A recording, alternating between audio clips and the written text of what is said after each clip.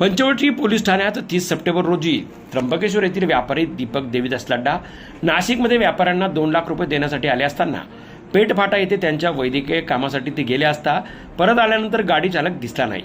यावेळी त्यांनी गाडीची दुसरी चावी मागितली असता गाडीतील 2 लाख रुपये रंपात झाल्याचे त्यांच्या लक्षात येताच त्यांनी पंचवटी पोलीस ठाण्यात तक्रार दाखल केली। पोलीस उपायुक्त किरण चव्हाण, पोलीस निरीक्षक जितेंद्र सपकाळे, गुन्हे शोध पथक सहाय्यक पोलीस निरीक्षक रोहित केदार यांनी कुठल्याही पुरावे नसताना मोबाईल टेक्निकच्या आधारे कल्याण येथून सीतापीने संशयित आरोपी संगम सुरेश मुळे यास ताब्यात घेतले। त्याच्याकडून 2 लाख मधील त्यांनी 25,000 रुपयाचा मोबाईल घेतला आणि उर्वरित 97,000 रोख रक्कम त्याच्याकडून हस्तगत करण्यात आली।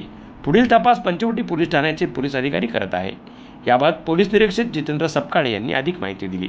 30/9/2023 रोजी पोलीस स्टेशनला दीपक देवीदास लड्डा हे एक किराणा शॉप व्यापारी आहे त्र्यंबकेश्वरचे।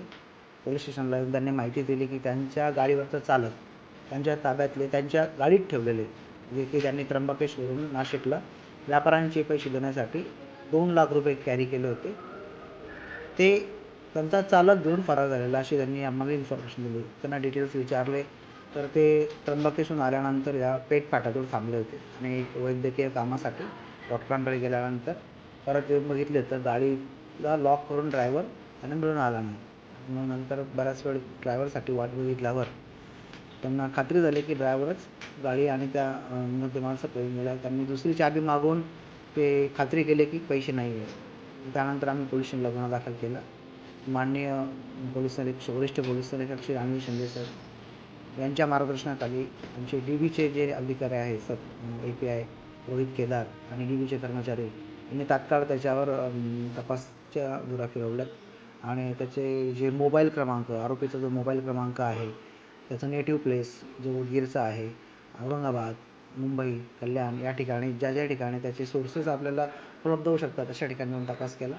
तर शेवटी कुठलाही आरोपीचा क्ल्यू नसताना असं कोणी रोहित केदार यांनी त्याला कल्याणवरून त्याचा मोबाईलच्या टॉवर लोकेशनवरून कंटिन्यू टेक्निकल ॲनालिसिस विंगकडनं इन्फॉर्मेशन घेऊन आरोपी शोधलेला आहे। आरोपीला त्यांनी अटक करून जे या गुन्ह्याचे जे आयओ आहे हवालदार माळोदे यांच्याकडे रिकव्हरीसह त्यांनी दिलेलं आहे। त्याच्यात आपल्याला गेला माल 2 लाख आहे कॅश।